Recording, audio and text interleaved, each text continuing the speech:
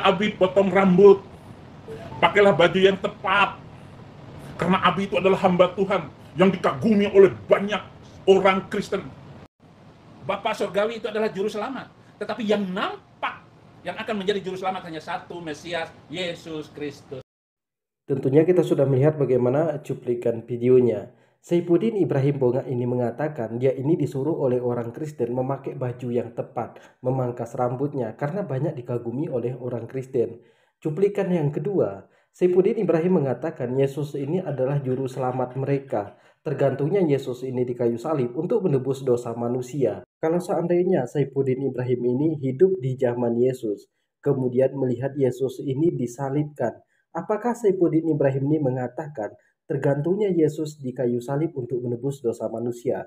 Jadi kepada teman-teman di sini jangan kemana-mana dulu, silahkan tonton sampai selesai agar kita tidak gagal paham.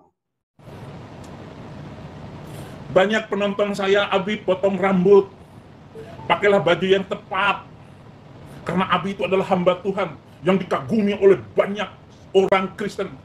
Bahkan Abi itu tanpa tedeng aling-aling untuk mengatakan sesuatu kebenaran yang tidak berani diucapkan oleh hamba Tuhan yang lain. Bahkan pakai salib, tetap di leher, sambil berkhutbah. Terima kasih. Assalamualaikum warahmatullahi wabarakatuh. Masih kembali di channel terbaru saya. Terima kasih kepada teman-teman masih setia menonton, mendukung, menyaksikan konten dari channel ini.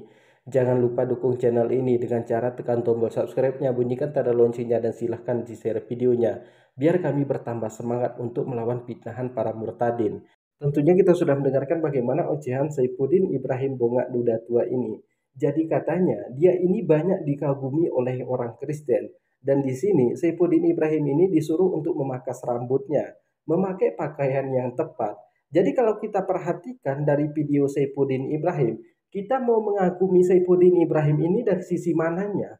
Setiap hari kerjanya cuma mencaci maki Al-Quran, mencaci maki umat Islam. Akan itu yang dikatakan oleh Saifuddin Ibrahim setiap harinya.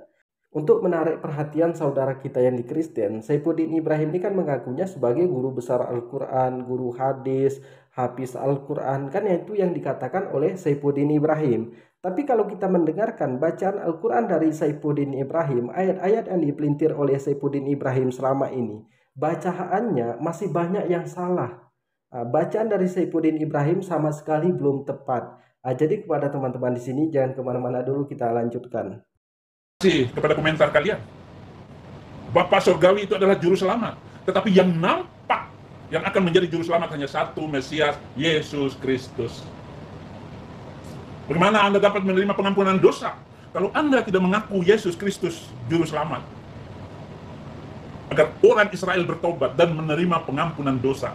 Selama tidak mengaku Yesus Kristus sebagai juru selamat, dosa Anda tidak diampuni. Kalau ada manusia tidak mengaku Yesus ini sebagai juru selamat, maka dosanya tidak bisa dihapuskan. Dari Nabi Adam sampai Nabi Muhammad, ini semua juru selamat. Menyelamatkan umat manusia, merubah akhlak manusia supaya lebih baik lagi, menyembah kepada Allah Subhanahu wa Ta'ala. Tapi antara Nabi Muhammad dengan Yesus itu berbeda. Yesus mengatakan di dalam Alkitab, aku hanya diutus kepada domba-domba yang tersesat dari kaum Bani Israel. Tapi Nabi Muhammad SAW diutus kepada seluruh umat manusia. Jadi dari Nabi Adam sampai Nabi Muhammad itu juru selamat semua. Kemudian Saifuddin Ibrahim ini mengatakan tergantungnya Yesus di kayu salib untuk menebus dosa manusia. Jadi anak Tuhan ini katanya dikorbankan untuk menebus dosa manusia. Kalau seandainya Saifuddin Ibrahim hidup di zaman Yesus, kemudian melihat Yesus ini tersalibkan, apakah Saifuddin Ibrahim ini akan mengatakan tergantungnya Yesus di kayu salib untuk menebus dosa manusia? Saya rasa tidak.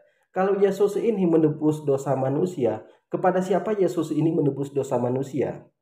Dosa siapakah yang ditebus oleh Yesus ini? Kepada siapakah Yesus ini menyerahkan nyawanya ketika disalibkan?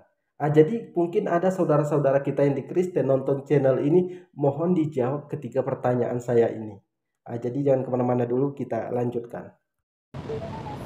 Saudara tahu kan penderitaan dan kesusahan saya sekarang ini? Saya berada di tempat yang mengerikan, yang setiap saat ini saya bisa diculik orang. Majelis Ulama Indonesia itu, dia bisa mengirim orang ke tempat saya. Tapi sekali lagi saya tidak pernah takut. Saya akan tetap menjadi benteng kebenaran firman Tuhan. Saya menyusun khutbah kayak begini, saudara-saudara. Itu memerlukan perhatian khusus. Saya perlu doa khusus supaya tidak melenceng sedikit pun dari apa yang telah Tuhan Yesus panggil atas diri saya. Saifuddin Ibrahim Bongak Duda Tua ini mengatakan dia ini sangat merasa kesusahan. Dia ini bisa saja diculik oleh umat Islam.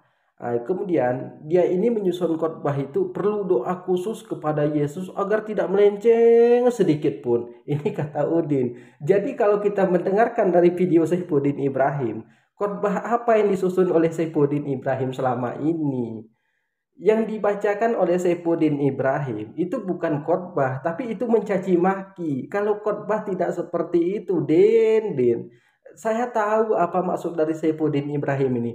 Ujung-ujungnya apa? Saya butuh donasi untuk bersembunyi supaya saya tidak diculik oleh umat Islam. Kalian orang Kristen harus donasi kepada saya. 20.000 pun jadi per bulan. Yang penting rutin. Ya, ini kata Udin ini.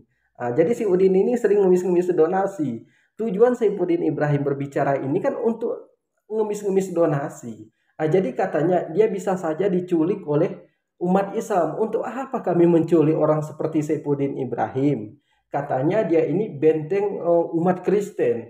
Jadi kalau benteng umat Kristen, Saifuddin Ibrahim ini, ya mungkin orang tidak ada mualaf. Tapi semakin Saifuddin Ibrahim mencaci maki umat Islam, semakin banyak yang mualaf. Jadi mungkin ada saudara kita yang di Kristen nonton channel ini. Berapa jumlah umat Kristen di negara kita ini di akhir tahun 2022? Jumlah Kristen itu hanya 7,47%. Sedangkan Islam 86,93%. Jadi seperti itulah jumlah orang Kristen di negara kita ini. Hanya 7,47%. Jadi Kristen itu turunnya itu sangat drastis. Di mananya Saifuddin Ibrahim ini membentengi umat Kristen. Saifuddin Ibrahim ini cuma mencaci maki orang Kristen, mencaci maki umat Islam, mencaci maki istrinya, mencaci maki anaknya. Ujung-ujungnya saya butuh donasi buat penginjilan, pelayanan di sini. Saifuddin Ibrahim bahasa Inggris saja nggak bisa. Bagaimana mau penginjilan dan pelayanan di sana? Nggak mungkin lah Saifuddin Ibrahim bahasa Jawa di sana. Nggak mungkin lah Udin bahasa Indonesia di sana. Nggak ada orang ngerti. Saifuddin Ibrahim kan nggak bisa bahasa Inggris, tapi dia mengakunya pendeta internasional. Internasional apanya? Kalau kita mengakunya pendeta internasional, kita itu dikasih gelar, dibangga-banggakan oleh umat Kristen di sana. Tapi Saifuddin Ibrahim ini malah dikucilkan, malah jadi pemulung. Alasannya donasi macet, makanya saya jadi pemulung. Jadi mungkin cukup sekian, semoga ada manfaatnya. Assalamualaikum warahmatullahi wabarakatuh.